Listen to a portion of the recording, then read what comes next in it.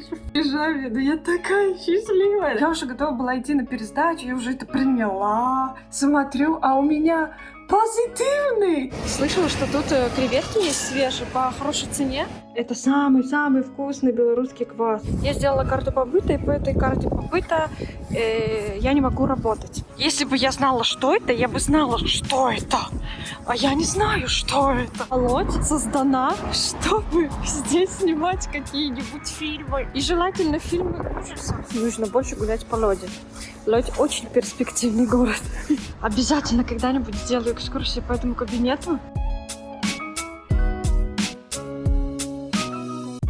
Сейчас раннее утро, я еще в пижаме, да я такая счастливая. Наконец-то я могу об этом сказать, потому что я уже сдала экзамен в декабре этого года, но у меня был не очень хороший результат, как мне все сказали. И я уже думала, что я не сдала экзамен, поэтому мне как-то было неловко, знаете, выходить, говорить, вот я сдала экзамен, и не очень хорошо. У меня действительно были теоретический экзамен, письменный, не очень хорошими выниками. Но как итоге показалось, я уже готова была идти на пересдачу, я уже это приняла. Уже думаю, ну все, хорошо, раз все говорят, что не очень хорошие выники, значит, скорее всего, и результат будет плохой. Ну и как бы я уже приняла, что пойду на пересдачу. Расстроилась дико. Но расстроилась я только на один день. Потом приняла это все и подумала, да и пофиг. Ну и в итоге, что вы думаете, ребятки? Прошло... и выники, то есть результаты экзаменов мы бы знали только сегодня. Сегодня 31 марта. И мы должны узнать были их только сегодня. То есть я ждала декабрь. Ой, в январе мы сдали, в январе. То есть я ждала январь, февраль, март, 3 месяца на эти выники. И что вы думаете? Сегодня захожу рано утром, потому что рано утром зашла, смотрю, а у меня позитивный. То есть я сдала, теорию я сдала очень давно, мы это сразу знали. Женщина, которая принимала экзамен, она нам сразу сказала, компьютер как бы сразу не говорит, сдал ты или нет. Там он говорит только результаты, сколько правильных ответов было. Вот, и это круто, я сдала тоже на грани, ребята, на грани 50, то есть 50 на 50, 50% на грани, понимаете, позитивный. Если бы я сдала на один вопрос меньше, то у меня бы, получается, уже все. То пошла бы на пересдачу. Честно говоря, я уже как бы сегодня с надеждой, не с надеждой, была уверена, что я увижу как бы результат негативный с письменного экзамена. Поэтому я думала, ладно уже, пофигу, что уже сделать, потому что, реально мне было сложно, там такие были... В чем сложность? И лично для меня, что я не все вопросы могла перевести. Они были... Это не такие экзамены, как вот онлайн, там всегда очень понятным языком. А там у меня было прям каким-то сложным термином таким. Мне было так сложно. Конечно, те вопросы, которые я знала, то я их ответила. А те, которые не знала, вот я, наверное, их неправильно перевела или еще что-то. Короче, я так рада. Я сдала. Иду за дипломом. Все, ура! Не знаю, я, наверное, на эмоциях ничего непонятно не сказала, но думаю, что вы поняли. Ой, слава богу, господи. А все мне говорили, ты, скорее всего, не сдала, это плохие результаты. Как-то ты на грани, но сдала. На грани, но сдала. Мы тут пришли в Ашан. Снимаю, как всегда, с выгодного ракурса. Ладно. Просто неудобно в магазине идти и снимать. Мы тут пришли. Слышала, что тут креветки есть свежие по хорошей цене. Неплохо, да. Но хорошо. так это нормально, замороженные, в упаковке намного дороже. Я слышала, там на работе нас обсуждали, и где-то мы еще это видели, не суть. И, тоже зашли, купили.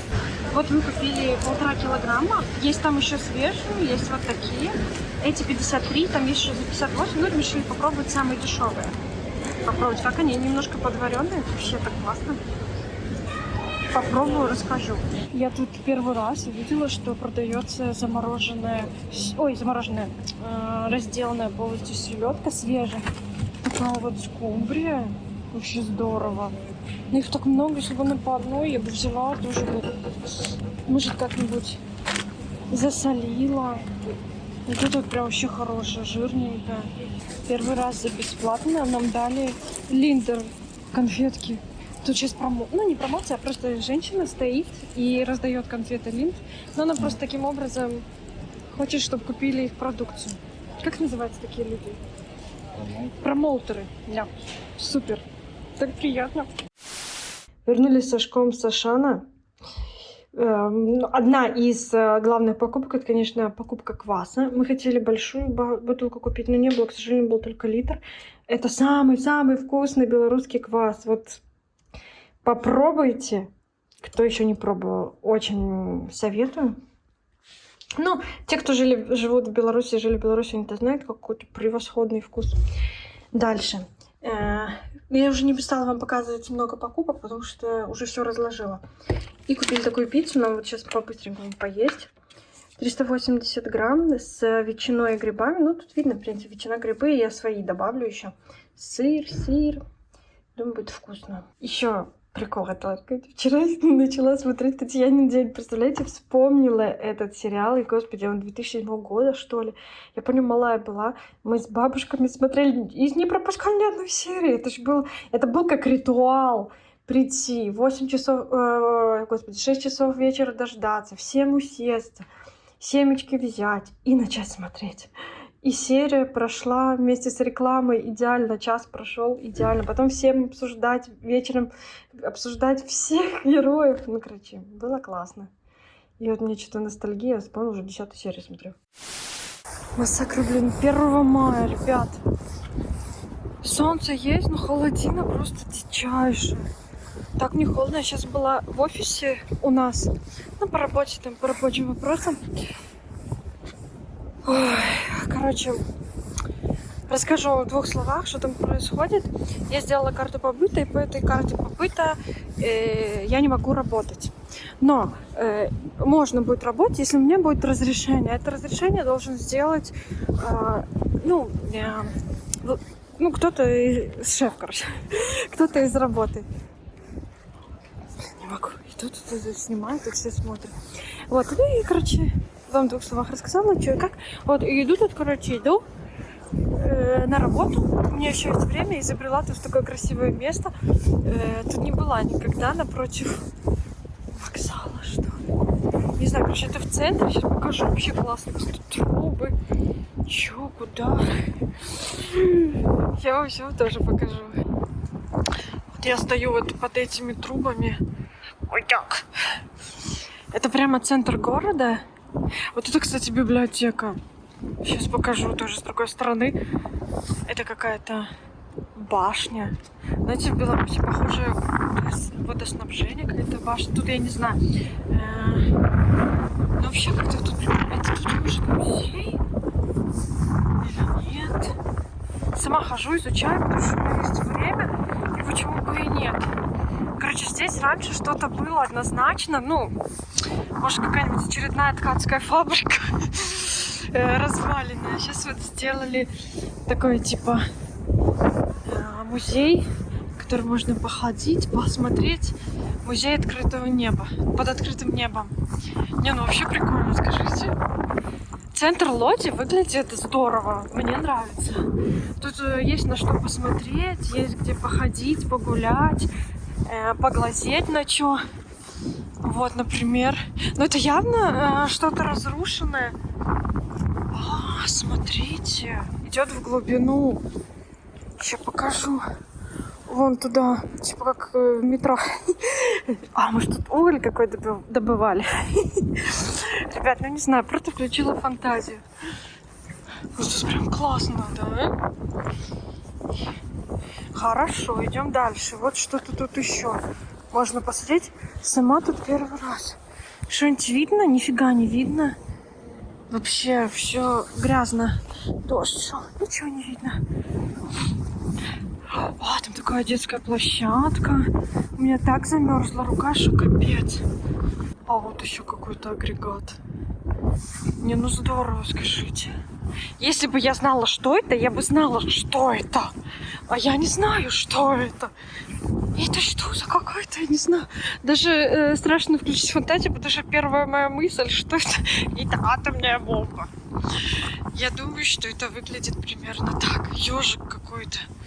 Так, Центрум науки и техники.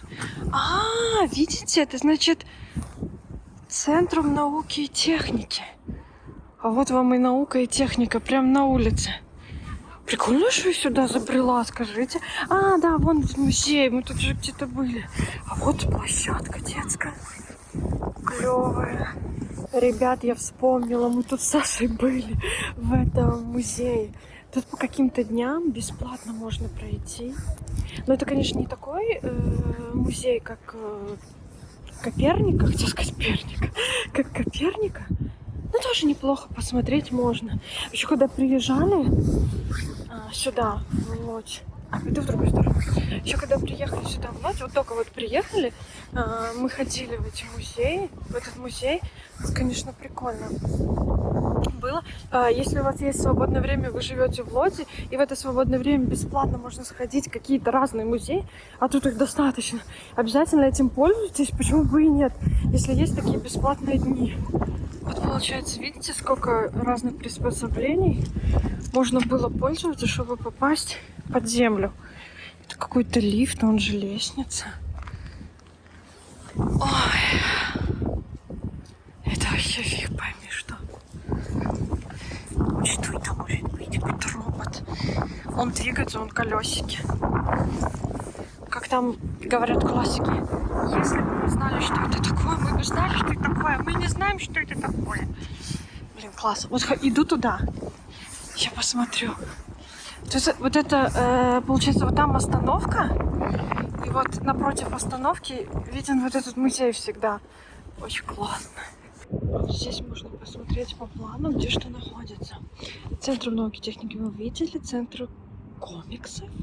Комиксов я не видела. И смотрите, тут Народовый, центром культурно-фильмовый. Тут же в Лодзе очень много приезжают, снимают фильмов. И тут, как мне говорят поляки, не знаю, правда или нет, что самый классный то ли колледж, то ли университет, где учат актеров. Прикольно. Я даже мимо него всегда хожу на работу, как будет возможность, обязательно сниму. Ну, возможно, всегда буду идти, как вспомню, обязательно сниму. И это покажу. Тут, ну, там режиссеры, актеры, театры, кино, и все говорят, поляки, может, они просто гордятся Лодзью и так вот хотят похвастаться, но, по крайней мере, от кого я слышала, то все утверждают, что тут, конечно, лучший колледж или институт вот актеров. Смотрите, какие прикольные двери вообще. А в этих дверях офисы какие-то. Вот тут видно. Можно войти. Ну да, классно вообще. Просто такие ставни. То есть это как бы ставни. Офигенно, конечно. Ставни, но огромнейшие. Классная экскурсия получилась. А вот какие-то комиксы. Или что это? Так выглядит с обратной стороны. Вообще супер. Сказать честно, я даже не помню, была ли я с этой стороны. Может, мы и были с Сашкой. Но я не помню. Вот там какие-то рисунки такие нарисованы на окна. Что-то детское, там детская, наверное, площадка. Вообще классно, мне нравится. Я даже рада, что сюда забрела. Прикольненько так. Я вам, ребята, скажу честно, но вот вы посмотрите на Лодзь. Она создана, чтобы здесь снимать какие-нибудь фильмы. И желательно фильмы ужасов. Гарри Поттера, например. Ну, Гарри Поттер не ужасы, конечно, но снимать можно. Класс, вот, например, такой балкончик. Такой балкончик классный. Не, ну тут снимай фильмы, переснимай.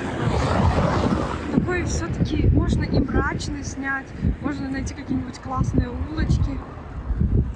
Автобус едет. Не, ну круто же. Не, ну тут реально, ну, что хочешь тут снимай. А посмотрите на этот дом. Я в восторге. Я тут, мне кажется, даже никогда не ходила. И все, что я сейчас вижу, для меня все новенько. Какой-то мужчина с рацией. Что он там ротирует, интересно? Так, это у нас пункт обслуги клиента дистрибьюционные. Что-то дистрибьюторы какие-то. Класс. Офигеть, вот такие вот мелочи, они, конечно, очень впечатляют. Можно со всех сторон. У меня офигеть как замерзла рука.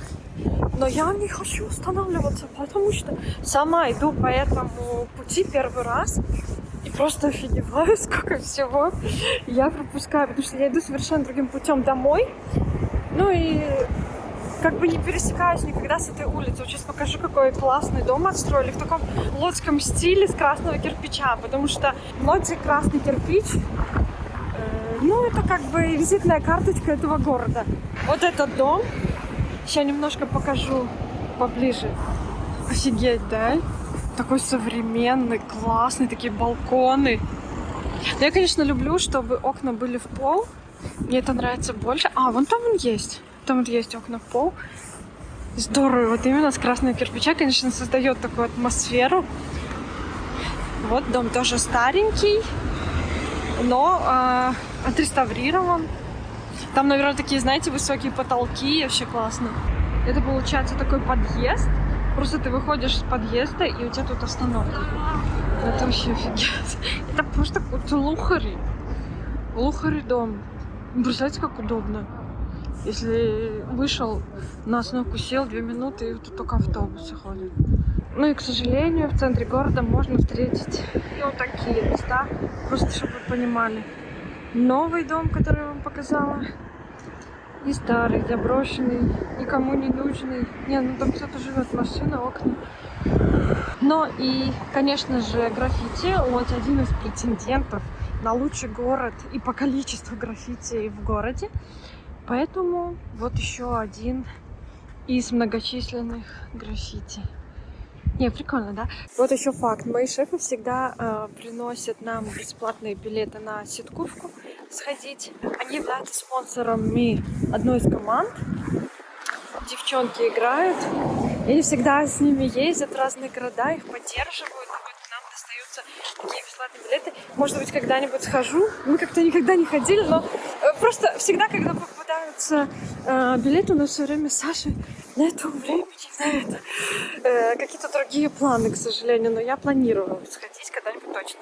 Я уверена, когда Саша будет монтировать это видео, он офигеет, сколько мы выпускаем, не ходя по разным дорогам в Лоде. Посмотрите, сколько красоты! Это какое-то архитектурное, такое интересное сооружение. Просто двухэтажный домик, но такой маленький. Или это что? Это проходная? Ну что это может быть? Сашка, ты был прав, нужно больше гулять по Лоде. Лодь очень перспективный город. И вот я почти дошла. И вот это наша стоматология, то есть приватный кабинет. Стоматология KJ Medical, вводная 23. Обязательно когда-нибудь сделаю экскурсию по этому кабинету. Я думаю, это будет, кстати, очень интересно. А мы, еще есть на НФЗ кабинет, работаем чуть-чуть дальше. Ну и мой кабинет основной, куда я хожу работать, вводная 25, стоматология. Тут есть НФЗ, тут можно, вот все, что здесь написано, можно сделать на НФЗ. Ортодонция на НФЗ только для детей, вроде до 14 лет жизни. Стоматология эстетична, ну понятно. Профилактика, лечение, периодонтология тоже можно на НФЗ сделать. Ну и здесь панорамное здесь нельзя. Ну, фотографию панорамную нельзя делать на НФЗ. Это стоит или 80, или 90 злотых.